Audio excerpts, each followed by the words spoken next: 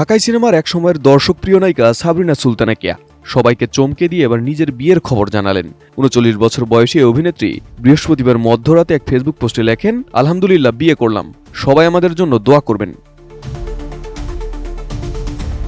তবে কেয়ার বিয়ের সঙ্গে সম্পর্কিত বেশ কিছু তথ্য জানা গেছে।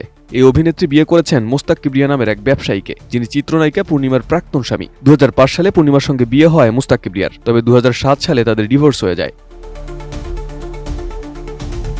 এদিকে কেয়ার নতুন বিয়ে প্রসঙ্গে অভিনেত্রী নিজেই বলেন, হঠাৎ করে বিয়েটা করা, তেমন কোনো পরিকল্পনা ছিল না, বিয়েটা পারিবারিকভাবেই হয়েছে। আমারও মোস্তাকের মা চাইছিলেন বিয়েটা হোক, দুই পরিবারের ইচ্ছেতেই বিয়েটা হয়েছে। সবাই আমাদের নতুন সংসার জীবনের জন্য দোয়া করবেন, যেন বাকিটা পথ একসঙ্গে পাড়ি দিতে পারি।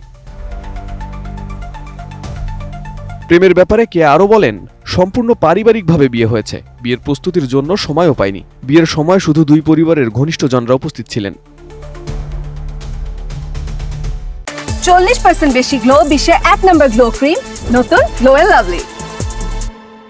সাবরিনা সুলতানা কেয়া ১৯৯৭ সালে মন্তাজুর রহমান আকবর পরিচালিত কঠিন বাস্তব সিনেমার মাধ্যমে চলচ্চিত্রে পা রাখেন। এরপর টানা সিনেমায় অভিনয় করেন। কেয়ার নায়ক হিসেবে ছিলেন মান্না, রুবেল, আমিন খান, রিয়াজ, ফেরদৌস, শাকিব খান সহ একাধিক জনপ্রিয় তারকা। একসময় পারিবারিক কারণে দীর্ঘ সময় চলচ্চিত্র থেকে দূরে ছিলেন কেয়া, তবে ২০১৫ সালে ব্ল্যাক মানি সিনেমার মাধ্যমে পর্দায় ফিরে আসেন। বর্তমানে তার অভিনীত বেশ কিছু সিনেমা মুক্তির অপেক্ষায় রয়েছে, তবে তার অভিনীত কাঠগোলাপ সিনেমাটি সেন্সর প্রক্রিয়ার কারণে দেশের প্রেক্ষাগৃহে মুক্তি পায়নি। তবে সিনেমাটি আন্তর্জাতিক চলচ্চিত্র উৎসবগুলোতে অংশগ্রহণ করে 8টি পুরস্কার অর্জন করেছে।